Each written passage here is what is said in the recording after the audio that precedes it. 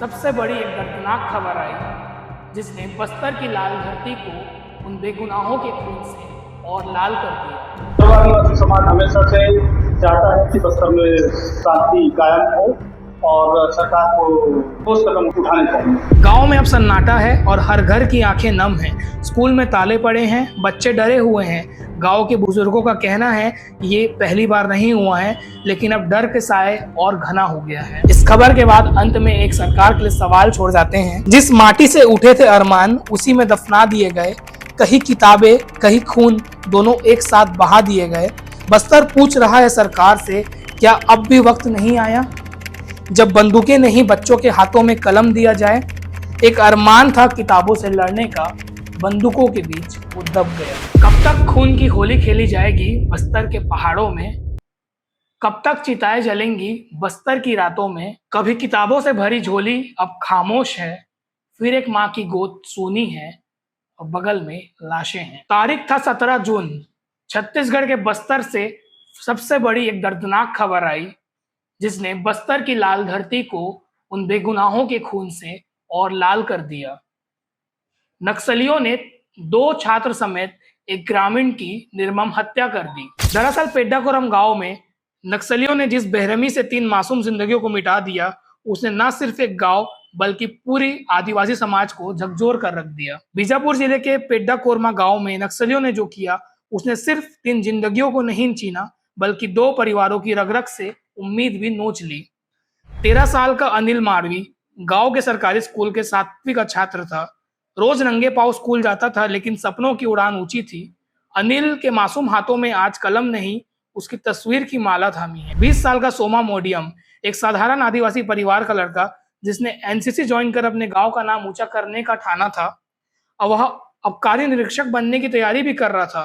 Coaching के लिए जंगलों से चलकर जिला मुख्यालय जाता था, लेकिन अब उसका शरीर पोस्टमार्टम हाउस में वीराने में पड़ा है।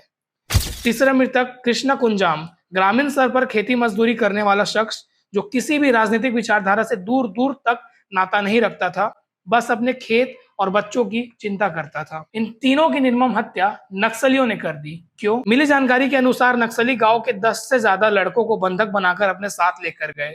हालांकि उनकी बेदम पिटाई करने के बाद उन्हें छोड़ दिया। पुलिस के एक्शन से बौखलाए नक्सली अब स्कूल और कॉलेज के बच्चों को पकड़कर उनका कत्ल कर रहे हैं। दरअसल ये सभी ग्रामीण डीवीसीएम कैडर के सरेंद्र नक्सली दिनेश मोरियम के रिश्तेदार लगते हैं। नक्सलियों ने आरोप लगाया कि इन्हीं लोगों ने उसे सरेंडर करने के लिए उकसाया और पैसे और नौकरी के लालच में उसने सरेंडर किया, जिसके बाद उन्होंने उसके रिश्तेदारों की बेदम पिटाई की और 3 लोगों की निर्मम हत्या कर दी। ये पूरा मामला जिले के पेड्डाकोरमा गांव का है। गांव वालों का कहना है कि 17 जून की शाम करीब 70 से 80 संख्या में हथियारबंद वर्दीधारी नक्सली पहुंचे थे। उन्होंने 2 छात्र सोमा मोरियम उम्र 20 साल, अनिल मारवी उम्र 13 साल समेत एक अन्य ग्रामीणों को घर से उठा लिया था और उनके साथ क्या किया वो अब आपके सामने है। गांव में अब सन्नाटा है और हर घर की आंखें नम हैं। स्कूल में ताले पड़े हैं, बच्चे डरे हुए हैं। गांव के बुजुर्गों का कहना है ये पहली बार नहीं हुआ है, लेकिन अब डर के साए और घना हो गया है। तीनों की हत्या के पीछे शक है कि नक्सलियों ने इन्हें पुलिस का मुखबिर होने का शक उठाया और जंगल में ले जाकर मार डाला। पुलिस ने शवों को जंगल से बरामद कर बीजापुर जिला अस्पताल में भेजा, लेकिन सवाल ये है कि गांव से 3 लोग अगवा होते हैं और नक्सलियों को कोई चुनौती नहीं मिलती है। गांव वालों ने बताया 2 दिन पहले रात के अंधेरे में नकाबपोश आए, अनिल और सोमा को जबरन उठा ले गए। परिवार थाना भी गया, लेकिन कोई त्वरित कार्रवाई नहीं हुई, जो अपने आप में एक बड़ा सवाल उठाता है कि कैसे एक गांव में 50 से 70 वर्दीधारी नक्सली घुस आते हैं, जब हमारे सुरक्षा बल इतना बड़ा अभियान चला रहे हैं और लगातार उन्हें एलिमिनेट कर रहे हैं। मार्च 2026 तक बस्तर से नक्सलवाद खत्म करने का दावा हर प्रेस कॉन्फ्रेंस में दोहराया जाता है, लेकिन जमीनी हकीकत यह है कि बच्चों की लाशें आज भी जंगल से बाहर निकल रही हैं।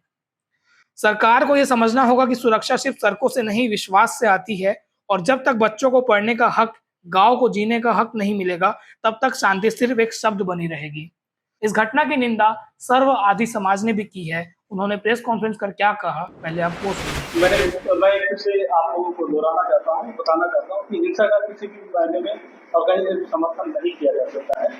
और फिलहाल इस विषय पर हम लोगों की कोई आपस में चर्चा नहीं हुई है। हमारे कुछ तय मुद्दे थे जिस पर संभागीय नेतृत्व ने निर्देशित किया था, जिसको लेकर के आज सभी जिला मुख्यालय में एक ही तरह का प्रेस वार्ता जब विभिन्न मुद्दों पर घटना को 4 दिन हो गए, अब तक समाज की ओर से ना तो कोई प्रतिक्रिया आई है और ना ही समाज में कोई बात ऐसा क्यों? जी हाँ, मैं फिर से एक बात दोहराना चाहता हूँ कि हिंसा का किसी भी मायने में कहीं पर भी कोई भी समर्थन नहीं करता है। और सर्व आदिवासी समाज, क्योंकि सारे जो पीड़ित लोग हैं वो सारे आदिवासी समुदाय से हैं और हम ऐसी हिंसा का हमेशा निंदा किए हैं और करते रहेंगे। और रही बात इस पर प्रतिक्रिया देने के लिए, तो अभी फिलहाल हमारे बीच में कोई आपसी चर्चा नहीं हो पाई है इन मुद्दों को लेकर के।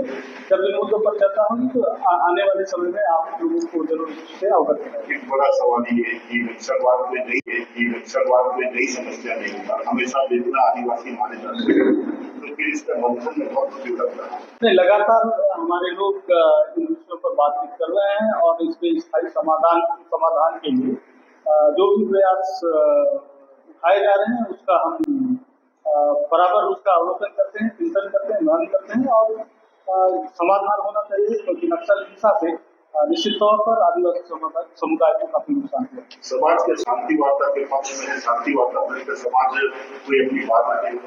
देखिए, ये सरकार का मुद्दा है और सर्व आदिवासी समाज हमेशा से चाहता है कि बस्तर में शांति कायम हो और सरकार को समय ठोस कदम उठाने चाहिए। जिनमें जो निर्दोष आदिवासी है वो जवानों की गोलियों का शिकार है, उस दौरान लगातार समाज की ओर से एक समिति बनाकर उसकी जांच की और सरकार को सौंपा।